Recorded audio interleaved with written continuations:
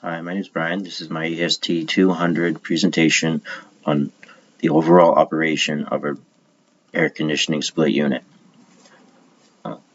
In a residential split air conditioning unit, there are four main components. We have right here temp. Let's start with the compressor. We have temp rising and the pressure rising from the evaporator going into the compressor. In there, the gas is pressurized, and it also increases the temperature, as you can see here. And it comes over, goes to the condenser as high pressure and high temp, still as a gas. In the condenser, the heat gets released and then out into the outside. From, if you say you have a window unit, it goes up through the back of it. After that, when it leaves the condenser, it goes to it's highly pressurized, but the temperature is low as it's going into the expansion valve. Right here, my well done drawing, as you can see, where it turns back into a liquid as low pressure and low temperature. And then it goes into the evaporator as the low temp, low pressure, and then the warm air from inside of the space from the evaporator, or it goes into the evaporator, and the cycle begins all over again as the temp rises from the heat from the indoor space. The pressure also rises, and it goes right back and follows the same pattern. Basically, how you connect a manifold is, first of all, you want to wear proper PPE because refrigerant is very cold and it can burn your hands. Basically, what you do is you connect the hoses. Blue goes to the low pressure side, and red goes to the high pressure side. Basically, and then the yellow hose is for if you're recovering refrigerant or if you're putting it in from a recovery cylinder. And if your hoses are different for whatever reason, go off of the color of the gauge. So there's a blue gauge and a red gauge. So the blue gauge would go to the low pressure side. And so the difference between superheat and subcooling is when refrigerant gets heated to its boiling point or its flash point, that is superheat.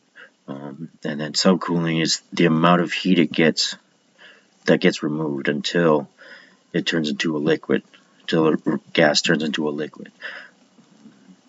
If a system is too low or too high, it could mean that the system is overcharged or that there is a restriction in the system. So basically, a high voltage electrical circuit is a circuit that operates at high voltages and basically runs the main components of the system. They're usually 120 to 240, and it runs, like I said, the compressor and the motor and things like that need a lot of power.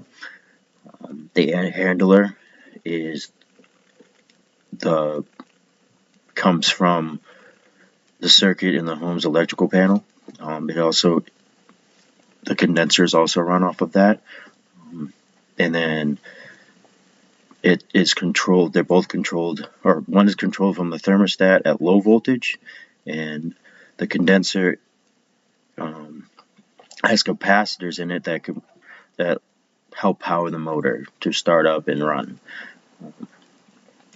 A low voltage thermostat gets its power from a low voltage transformer, and it steps down from 120 to 24 volts. Wired to turn on both They're wired to turn on both the AC and the furnace fan, and they connect to the power source from both Y and G at the same time. These are controlled by the thermostat senses temperature change and turns the compressor on and off based on the need of the space.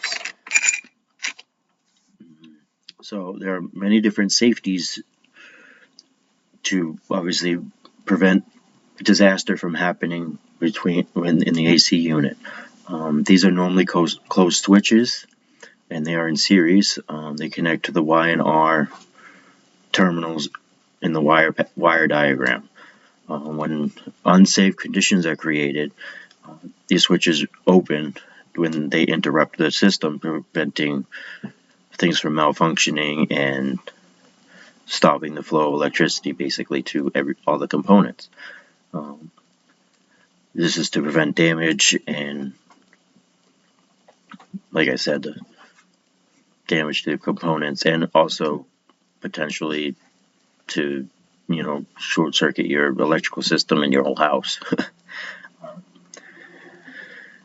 When you look at a thermostat, the C represents the commons that would go back to all of your components.